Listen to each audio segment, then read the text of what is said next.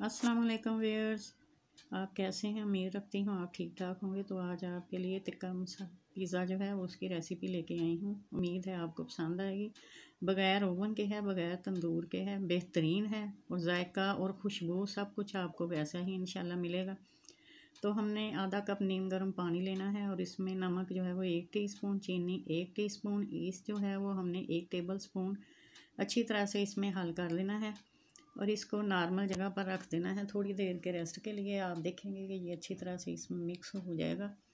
अगर तो हमारा यीस्ट जो है अगर फ्रेश है तो ये फ़ौरन हल होगा, अगर फ्रेश नहीं तो वो दाने दाने से रहेंगे।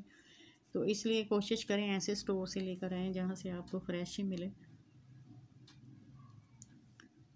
तो ये देखें इसका रिज़ल्ट बहुत अच्छा रहा है। ये तकरीबन 5-6 सेकंड में हमारा मिक्स हो गया।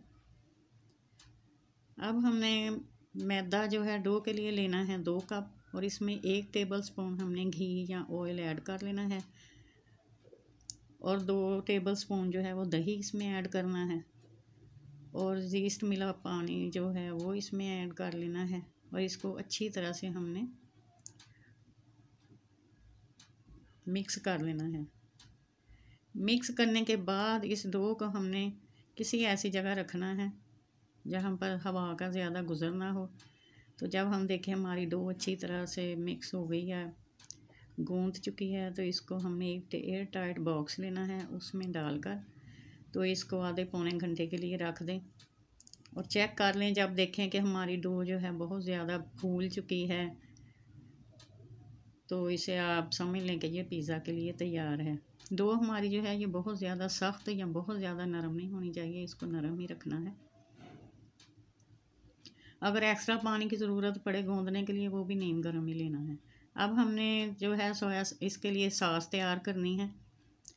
तो नमक जो है 1 टीस्पून, काली मिर्च 1 टीस्पून, कलौंजी 1 टीस्पून, ज़ीरा 1 टीस्पून और जो है केचप वो हमने 3 टेबल स्पून ले लेनी है। अब हमने आधा टेबल स्पून जो घी है या ऑयल उसमें 1 टीस्पून लहसुन अदरक पेस्ट जो है फ्राई करना है और ये मसाला जात उसमें डालकर कुछ देर फ्राई करके इसमें केचप को शामिल कर लेना है। तो इसको बहुत ज़्यादा नहीं पकाना, बस मिक्स करके तो उतार लें, हमारी केचप तैयार है।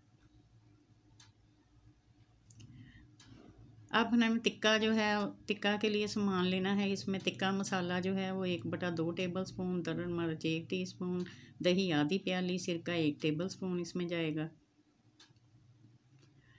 तो इस तरह से नमक जो है वो आप हस्बे ज़रूरत लें। तो ये सब चीज़ें जो डिटन लिखी हुई हैं वो हमने टिक्का मसाला के लिए शामिल करनी है। और चिकन जो है इसको बारीक बारीक बोटियों की शक्ल में काट लेना है जैसे कि टिक्का होता है। तो इसको फिर गलाने के लिए रख दें।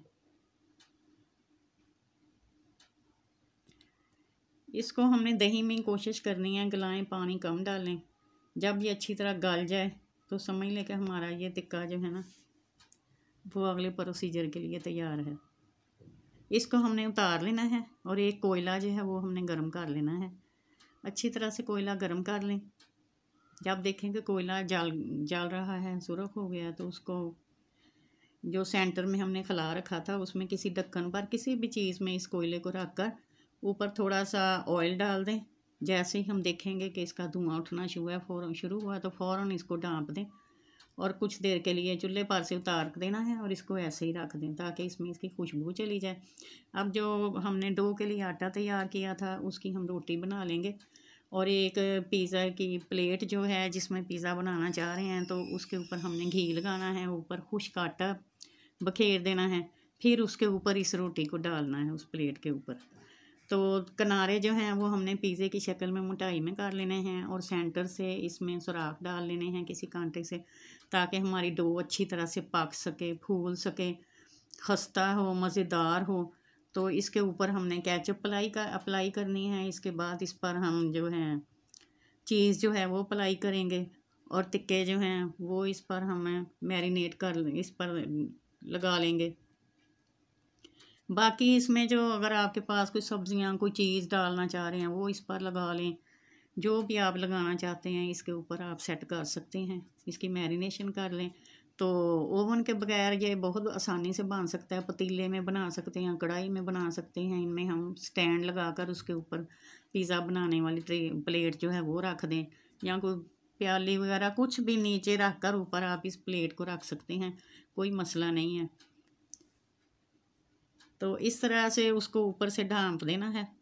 कढ़ाई में सबसे पहले पतीले में नीचे हमने एक कोयला जो है वो गर्म करना है। कोयले की गैस अच्छी तरह से निकल जाए, इसमें गैस या धुआं ना हो। जब देखें कोयला जल गया है और ये कोयला देखने में लग रहा है कि ये जैसे बुझा हुआ है लेकिन ये जल रहा है, तो इसको हमने कढ़ाई में रख देना है।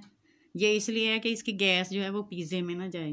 कढ़ाई में रख कर तो ऊपर हमने स्टैंड लगा दिया, स्टैंड के ऊपर पिज़्ज़ा प्लेट रख कर तो ओरिगानो ऊपर छिड़का दिया और फिर इसको ढाँप दिया है। एक तवा लिया है, तवा जो है मैंने तेज़ गरम किया है। इसको इस कढ़ाई के ऊपर मैंने ढक्कन के ऊपर इस तवे को रख दिया है। ऊपर और नीचे से इक्वल इसकी हीट जा रही है। सबसे पहले आग फ्लेम जो है हमने तेज़ करना है। जब ज़्यादा गर्म हमारी होगी फिर हमने बिल्कुल लो कर देना है और इसको पिज़्ज़े को पकने देना है लो फ्लेम पर। जब हम थोड़ा सा पका लेंगे तो 5-6 मिनट के बाद उठाकर आप पिज़्ज़े के ऊपर जो है ऑयल या मक्खन जो भी है इसके ऊपर लगा लें। लगा कर इसको दोबारा से ढाँप दें और पकने दें। जब आपको यकीन हो जाए हमारा पिज़्ज़ा बिल्कुल तैयार हो चुका है, पक चुका है, फूल चुका है, कहीं से कच्चा नहीं है, तो इसको उतार लें। तो ये देखें मेरे पिज़्ज़े की लुक बहुत प्यारी आई है। इसकी खुशबू ज़ायका सब कुछ बेहतरीन है, बिल्कुल तंदूरी टिक्का पिज़्ज़ा लग रहा है। खुशबू में भी, जायके में भी, देखने में भी रेसिपी पसंद आए तो इसे ज़रूर सब्सक्राइब करें, लाइक करें, शेयर करें। फिर हाज़िर होंगी, इजाज़त दीजिए। अल्लाह हाफ़िज़।